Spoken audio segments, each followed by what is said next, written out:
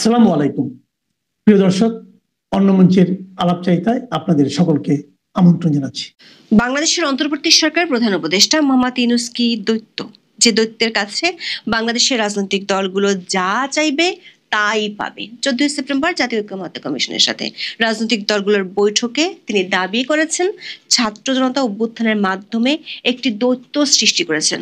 দুনিয়া পাল্টে ফেলার জন্য সেই দৈত্যের কাছেই রাজনীতিবিদদের হাত পাততে বলেছেন। প্রশ্ন হলো, সেই দৈত্যটি কে?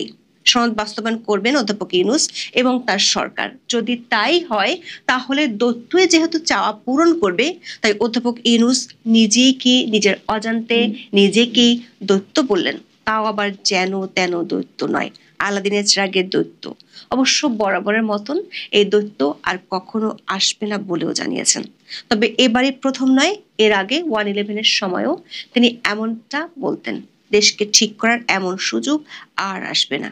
তবে 3 রাজনৈতিক দল বরাবরের মতোই এখনো নিজেদের অবস্থানে অনড়, যার পরিণতি হতে পারে ঝুলে যাবে ফেব্রুয়ারি নির্বাচন। সেটি হলে রিজিওনাল থ্রেটের আশঙ্কা করছে বিএনপি।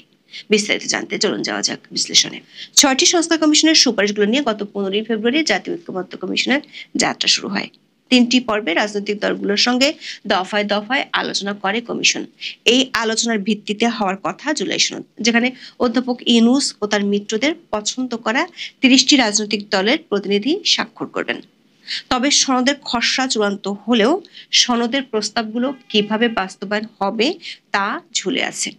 বিএনপি বলছে পরবর্তী নির্বাচিত সরকার সংবিধান সংশোধনের মাধ্যমে এর বাস্তবায়ন করবে। অন্যদিকে সরকারের কিংস পার্টি এনসিপি, যদিও তারা এখনো পর্যন্ত নিবন্ধিত কোনো রাজনৈতিক দল নয়, তারা বলছে গণপরিষদ নির্বাচন দিতে হবে, করতে হবে নতুন সংবিধান। আর সরকারের ঘনিষ্ঠ মিত্র জামায়াত ইসলামী বিশেষ সাংবিধানিক আদেশ কিংবা গণভোটের মাধ্যমে জুলাই সনদের বাস্তবায়ন চায়। ঐকমত্য কমিশনের মেয়াদ শেষ হয়েছিল গত 15 আগস্ট, কিন্তু কোনো সুরাহা না হওয়ায় আরো 1 মাস তাদের মেয়াদ বাড়ানো হয়েছিল। 1 মাস আগেও যে জায়গায় ছিল, 1 মাস পর এসে অধ্যাপক আলী রিয়াজের কমিশন নতুন কোনো আশার বাণী শোনাতে পারেননি। এমন পরিস্থিতিতে 14 সেপ্টেম্বর রাজধানীর ফরেন সার্ভিস একাডেমিতে ঐকমত্য কমিশনের সভাপতি ও প্রধান উপদেষ্টা অধ্যাপক ইউনূস নিজেই রাজনৈতিক দলগুলোর নেতাদের সামনে বক্তব্য দেন। বর্তমান জটিল রাজনৈতিক পরিস্থিতিতে তার বক্তব্যটি শুধু গুরুত্বপূর্ণই নয়, বেশ ইঙ্গিতপূর্ণ। বক্তব্যের শুরুতেই অধ্যাপক ইউনূস ইতিহাসকে বিকৃত করে তথ্য উপস্থাপন করেছেন। তিনি দাবি করেছেন রাজনৈতিক দলগুলোর মধ্যে যে বৈঠক হয়েছে এভাবে আগে কখনো হয়নি। প্রথমে শুনে আসি তিনি কি বলেছেন। যখন ঐকমত্য কমিশনের আইডিয়াটা আসে, আমি নিশ্চিত ছিলাম না এটা কি পাবো, এটার থেকে কোন দিকে যাবে। কথা শুরুতেই কলাপস করে যাবে, তারপরে কারো মুখ দেখা দেখি নাই এরকম হয়ে যাবে, সত্যি সত্যি আলাপে বসবে কিনা, কারণ এটার কোনো নজির নাই।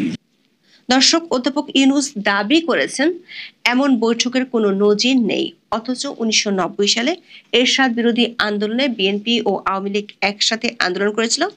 এরশাদের পতনের পর 3 জোটের রূপরেখা প্রণীত হয়েছিল। এমনকি তখন এভাবে রাজনৈতিক দলগুলোর মধ্যে বিভাজন তৈরি করতে দেখা যায়নি। আবার 2007-8 সালেও রাজনৈতিক দলগুলোর মধ্যে আলোচনা বৈঠক হয়েছিল। ডক্টর ইউনূস তার বক্তব্যের চুম্বক অংশে আলাদিনের চিরাগের দৈত্যের কথা এনেছেন। তার বক্তব্যের ওই অংশটুকু শুনলে আপনাদের মনে প্রশ্ন জাগতে পারে, সেই দৈত্য কে? যার কথা শান্তিতে নোবেল বিজয়ী অধ্যাপক ইউনূস বলেছেন যে দৈত্যের কাছে বাংলাদেশের রাজনৈতিক দলগুলো হাত পেতে সংস্কার চাইবে, চাইবে নির্বাচন কিংবা চাইবে ক্ষমতা। আমার মাঝখানে একটু মনে পড়ছিল আলাদিনের প্রদীপের কথা। আলাদিনের প্রদীপে ঘষা দিলে একটা দৈত্য বেরিয়ে আসে। দৈত্য এসে জিজ্ঞেস করে কি করতে হবে আমার। এই যে প্রশ্নটা করে, এটার উত্তরে নানাভাবে দেওয়া যায়। বলতে পারে যে আমার জন্য এক কাপ চা নিয়ে আসো, সে চা নিয়ে আসো। তাকে যদি বলা হয় সারা দুনিয়া আমার কাছে নিয়ে আসো, সারা দুনিয়া নিয়ে আসতো। এখন ছাত্র জনতা অভ্যুত্থানের মাধ্যমে সেই দৈত্য সৃষ্টি করে দিয়েছে আমাদেরকে। আমরা তার কাছে কি চাইব? আমরা কি তার কাছে এক কাপ চা চাইব? নাকি আমাদের দুনিয়া পাল্টে ফেলতে চাই? আমাদের প্রশ্ন হলো, অধ্যাপক ইউনূস কি নিজেকে আলাদিনের ত্রাগে সেই দৈত্য মনে করেন, যে দৈত্যের কাছে বাংলাদেশের রাজনৈতিক দলগুলো যা চাইবে তাই পাবে? খেয়াল করে দেখুন, তিনি বলছেন ছাত্র জনতা অভ্যুত্থানের মাধ্যমে একটি দৈত্য সৃষ্টি করেছে। এখন রাজনৈতিক দলগুলো যদি বাংলাদেশের দুনিয়া পাল্টে ফেলতে চায়, তাহলে সে দৈত্যের কাছে চাইতে হবে। দর্শক, গত বছরের 8ই আগস্ট ফ্রান্স থেকে অধ্যাপক ইউনূসকে বৈষম্য বিরোধীরা নিয়ে এসেছিল। আবার জুলাই সনদ বাস্তবায়ন কিভাবে হবে কিংবা আদৌ হবে কিনা সেটি ঠিক করবে অধ্যাপক ইউনূস এবং তার সরকার। নির্বাচন কবে হবে, নির্বাচনে কারা অংশ নেবে কিংবা আদৌ হবে কিনা সেটি ঠিক করবে সরকার। তাহলে কি দাঁড়ালো অধ্যাপক ইউনূস রাজনৈতিক দলগুলোর চাওয়া পূরণ করবেন, অর্থাৎ নিজের অজান্তে নিজেকেই দৈত্য বললেন ডক্টর ইউনূস। তার বক্তব্যের আরেকটি অংশ থেকে পরিষ্কার হয়ে যায় তিনি সেই দৈত্য। কিভাবে করবে দৈত্য ঠিক করে দেবে, কোনো অসুবিধা নেই। আমরা এই চাইয়ে তখন আমরা এক্সপার্টকে বলবো যে এই চাই, কাজে আমাদেরকে এইভাবে করে দাও। দর্শক, এই কথার অর্থ হলো অধ্যাপক ইউনূস যে সব ঠিক করে দিবেন সেটিও তিনি বুঝিয়ে দিয়েছেন। আবার তার মতো করে যে আর কাউকে পাওয়া যাবে না সেটির ইঙ্গিত দিয়ে রেখেছেন বক্তব্যের আরেক অংশে, যেটা আর কেউ কোনোদিন চাইবারও সুযোগ পাবে না, এই দৈত্য কোনোদিন পাবে না। একবারই পাচ্ছি আমরা এই দৈত্য। ডক্টর ইউনূস তার বক্তব্যের শেষ দিকে গিয়ে আবারও দাবি করেছেন তার সময়টাই শেষ সুযোগ। আলাদিনের সেই দৈত্য আর ফিরে আসবে না, একবারই সে একবার জিজ্ঞেস করবে আর জিজ্ঞাসা করবে না, আর আমরা সুযোগও পাবো না। কাজেই এবারই যেন আমরা সেটা সমাপ্ত করতে পারি। দর্শক, আমরা একটু ফিরে যেতে চাই 2007 সালে, মানে 1/11-এর পরপর। অধ্যাপক ইউনূস এখন যে রাজনৈতিক দলগুলোর সাথে মিটিং করছেন, সে দলের নেতাদের তখন বলেছিলেন দুর্বৃত্ত পরায়ণ। তখনকার সংবাদ মাধ্যমে তার সাক্ষাৎকারে এমন কথাই ছাপা হয়েছিল। তখন 1/11-কে অধ্যাপক ইউনূস দাবি করেছিলেন দেশের সংস্কারের জন্য শেষ সুযোগ। তখন তিনি রাজনৈতিক দল করার জন্য যে 3টি চিঠি দিয়েছিলেন, সে চিঠিগুলোতে এমন তথ্যই লেখা ছিল। ঐকমত্য কমিশনের বৈঠকে দেয়া অধ্যাপক ইউনূসের বক্তব্যে আরো কিছু কথা আছে যা প্রমাণ করে রাজনৈতিক দলগুলোকে তার চাওয়াই মেনে নিতে হবে। রাজনৈতিক দলগুলোর মধ্যে সমঝোতার নামে তিনি যে গায়ের জোর খাটাচ্ছেন সেটি নিজেই স্বীকার করেছেন।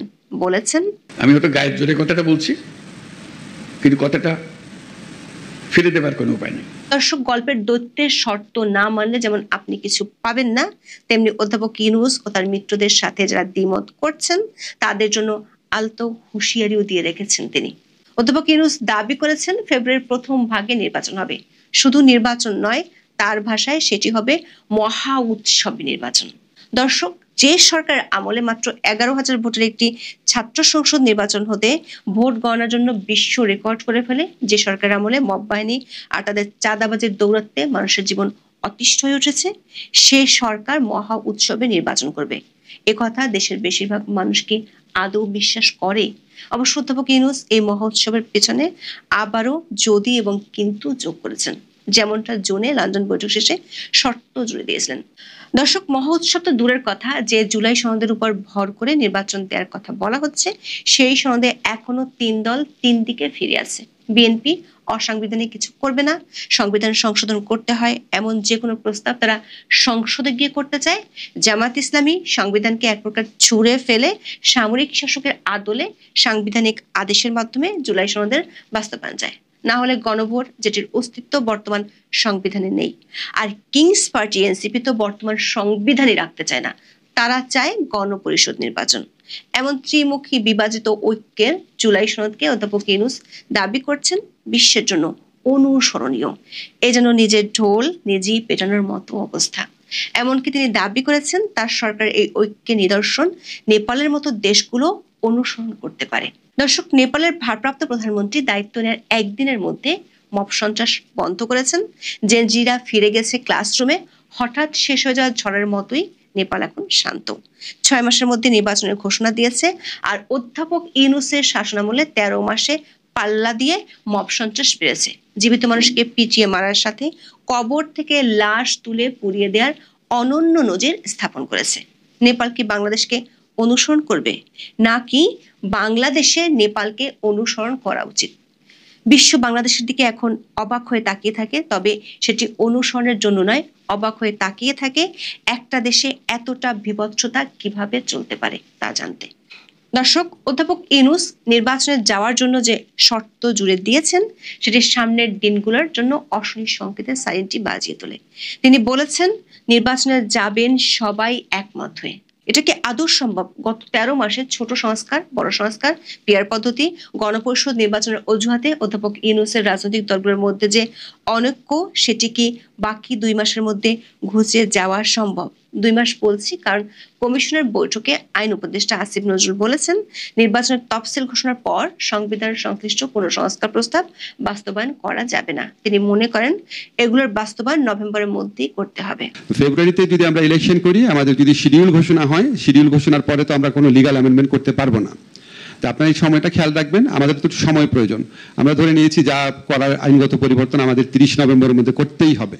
দর্শক, অধ্যাপক ইউনূস বলেছেন তিনি শিহরণ অনুভব করছেন, অভিভূত হয়েছেন, কিন্তু রাজনৈতিক দলগুলোর বক্তব্যে সেই শিহরণের লেশ মাত্র ছিল না। উল্টো বিএনপির পক্ষ থেকে বলা হয়েছে ফেব্রুয়ারিতে নির্বাচন না হলে আঞ্চলিক থ্রেট দেখা দিতে পারে। আর যদি ফেব্রুয়ারির প্রথমার্ধে বাংলাদেশের নির্বাচন অনুষ্ঠানের জন্য যে কোনো রকমের একটা অনিশ্চিত পরিবেশ সৃষ্টি হয়, সেটা ফেসিবাদ চেষ্টা করছে। যদি আমরা এরকম কোনো কর্মকাণ্ড করি যে ফেসিবাদী শক্তি সুযোগ পাবে, আশকারা পাবে, সেটা আমাদের জাতীয় জীবনের জন্য অনেকে বলছে যে এটা ন্যাশনাল সিকিউরিটি থ্রেট হবে। আমি মনে করি এটা রিজিওনাল সিকিউরিটি থ্রেটও হতে পারে। সালাউদ্দিন আহমেদ সেটি অধ্যাপক ইউনূসের সামনে বলেছেন। যদি তাই হয় তাহলে অধ্যাপক ইউনূসের এই শেষ সুযোগ নতুন করে হয়তো দুর্দশা ডেকে আনবে।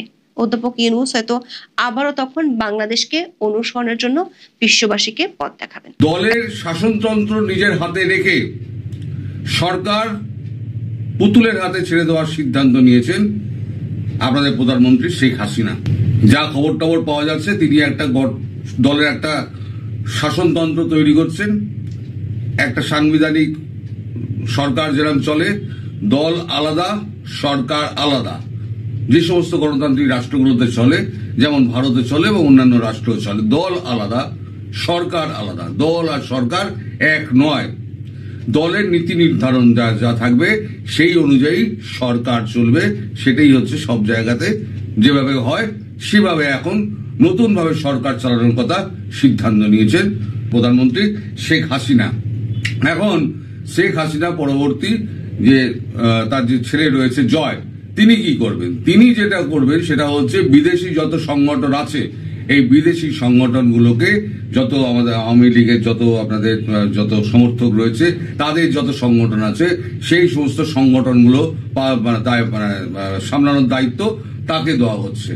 এই এখন যে আওয়ামী লীগকে আপনারা দেখে এসছেন এতদিন ধরে, আমি যেটা বারবার বলেছি, আপনারা একদম পরিবর্তিত একজন প্রধানমন্ত্রী শেখ হাসিনাকে আপনারা ফিরে পাবেন। তিনি প্রধানমন্ত্রীত্বে হয়তো ফিরবেন না, তিনি দলের নেত্রী হিসেবে থাকবেন।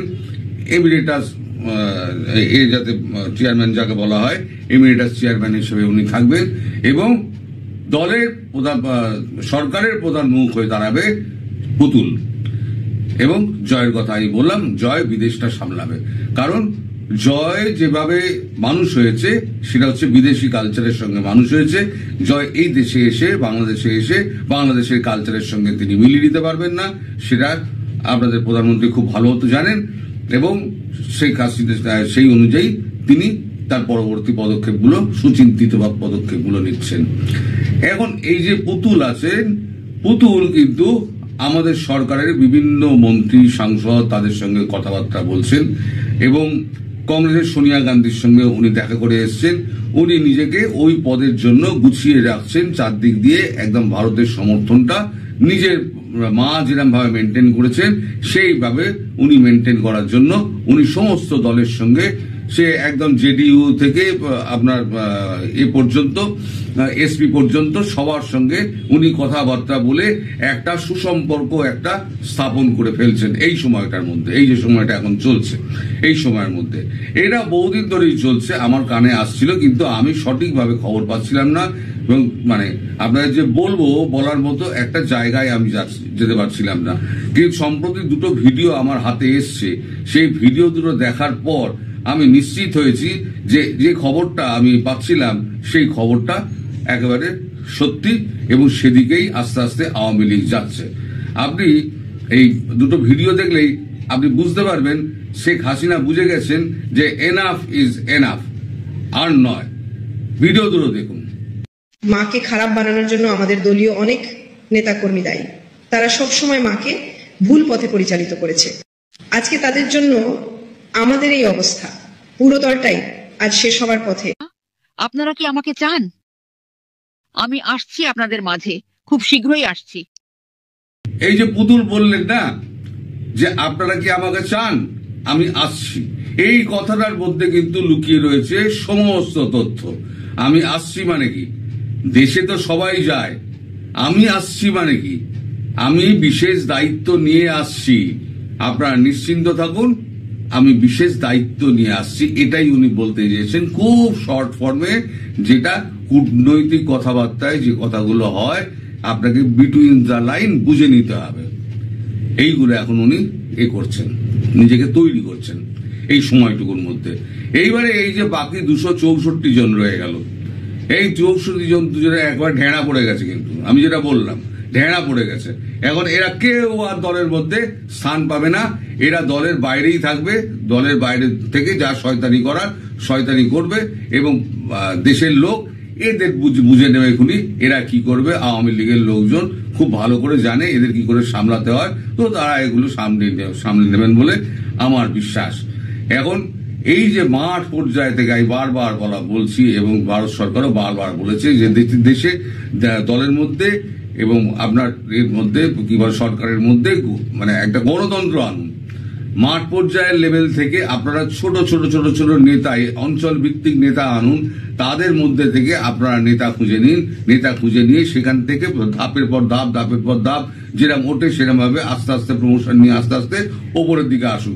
বাইরে যে এলো তাকে ধরে নিয়ে এসে একেবারে নেতা বানিয়ে দিলেন, সেরকম ভাবে দল চালালে সেই দল টিকবে না। আর দলে গণতন্ত্র আনতে হবে, সবার কথা শুনতে হবে, শুনে দলকে সিদ্ধান্ত নিতে হবে, এবং দল সেই সিদ্ধান্ত জানাবে সরকারকে, সরকার সেই অনুযায়ী পদক্ষেপ নেবে। অথবা সরকারের কাছে যে সমস্ত মানে এগুলো আসবে, মানে সুপারিশগুলো আসবে, সেগুলো তারা দলের কাছে পাঠাবে। দল যা সে ব্যাপারে সিদ্ধান্ত নেবে, সেই সিদ্ধান্ত তখন সরকারের কাছে যাবে, সরকার সেইভাবে কাজ করবে। এবং উচ্চ কক্ষ নিম্ন কক্ষ দুটো একটা তৈরি করার কথা ভাবা হচ্ছে, যেটা আপনাদের বাংলাদেশে ছিল না। একটা উচ্চ কক্ষ, একটা নিম্ন কক্ষ, যেটা সব দেশে উন্নত দেশে থাকে। সেটা একটা উন্নত দেশ তৈরি করার জন্য যা যা প্রয়োজন শেখ হাসিনা কিন্তু তাই করছেন। এখন তার ঘর গোছানোর পালা। ঘরে ফেরার আগে ঘর গোছানো, আমি একবার বলেছিলাম উনি ব্যাগ গোছাচ্ছেন মানে সত্যিকারের ব্যাগ ট্যাগ গোছাচ্ছেন না। ব্যাগ গোছাচ্ছেন মানে নিজেকে তৈরি করছেন, তৈরি করে এই সমস্ত জিনিসগুলো করে এবার তিনি এখন দেশে ফিরবেন। তার আগে এই যারা রয়েছে এখন, সেগুলো তো আপনারা সব খবর পাচ্ছেন। ও তো মারধর হচ্ছে, এ অ্যারেস্ট হচ্ছে, ও অ্যারেস্ট হচ্ছে, এনসিপির তো 12টা বেজে গেছে। আমি তো যা বলেছিলাম দেখবেন সব আস্তে আস্তে এগুলো মিলছে। তো আমি তো বলেছিলাম এরা রাস্তাঘাটে যেখানে পারবে সেখানে ঠেকাবে, এবং বিদেশেও এরা ঠাঁই পাবে না। বিদেশে যেখানে যাবে সেখানে এরা ঠেঙানি খাবে। তা বিদেশে ঠেঙানি খাচ্ছে, দেশেও ঠেঙানি খাচ্ছে। এই দেশে বিদেশে সব জায়গায় ঠেঙানি খেতে খেতে দেখবেন একদিন জামা কাপড় খুলে একদম জাঙ্গিয়া পরে রাস্তা দিয়ে ছুটছে। এরা একটা হবেই। তো নতুন খবর যেটা, সেটা হলো আপনারা নিশ্চিন্তে থাকুন, শেখ হাসিনা খুব শীঘ্রই কন্যা পুতুল সমেত দেশে ফিরছেন, এবং ওই নির্বাচন যে হবে সেই নির্বাচনে প্রতিদ্বন্দ্বিতা করবেন পুতুল, এবং শেখ হাসিনা নিজেও থাকবেন, পুতুলও থাকবেন। কিন্তু উনি দলের গঠনতন্ত্র, দলকে সামলাবেন, এবং সরকার চালাবেন হচ্ছে পুতুল। এই হচ্ছে মোটামুটি একটা হিসেব দাঁড়িয়েছে। তাহলে মোটামুটি আপনাদের কাছে এটা পরিষ্কার হলো যে কি হতে যাচ্ছে। এবার বাকিটুকু দেখা যাক ভবিষ্যৎ কোন দিকে যায়, সেদিকে সেই অনুযায়ী কথা হবে, সেই অনুযায়ী আমি জানাবো। অনেকেই আমাকে আপনার প্রশ্ন করেন যে আপনার সাউন্ডের গোলমাল আছে, আপনার পেছনে একটা গো গো করে শব্দ। আসলে গো গো শব্দটা আমার নয়, আমার কিন্তু এই দেখুন কর্ডলেস মাইক, কিন্তু আমার মাইক ডিজিটেকের কর্ডলেস মাইক। এখন মুশকিলটা হচ্ছে আমার যে নিচের তলা আছে না, এই নিচের তলার এক ভদ্রলোক 30 বছরের পুরনো একটা এসি চালান। সেই এসিটা যখন থেকে চলে, তা আমার ফ্লোর আর তার ফ্লোরের নিচের যে ফ্লোর আছে, আমার 3 তলায়, তো মানে 3 তলা, আর উনি থাকেন দোতলায়, 1 তলা আর 3 তলায়। এই তিনজনে আমরা কিন্তু ভুগি। এই তার গো গো শব্দে পুরো বাড়ি কাঁপে। তিনি মেশিন বন্ধ করবেন না, ফলে আমি কোনোভাবেই এই আওয়াজটাকে আটকাতে পারবো না। এইটা নিয়েই আপনাদের সহ্য করে নিয়ে একটুখানি চালাতে হবে যতক্ষণ না পর্যন্ত উনি এখান থেকে অন্যত্র সরে যাচ্ছেন। উনি ভাড়া এসছেন, উনি এসে আমাদের এই এতদিন ধরে চালানো পড়ানো শুরু করেছেন, কবে উনি যাবেন আমরা এখন ভগবানের কাছে প্রার্থনা করছি। তো আপনারাও আমার সঙ্গে প্রার্থনা করুন, সবাই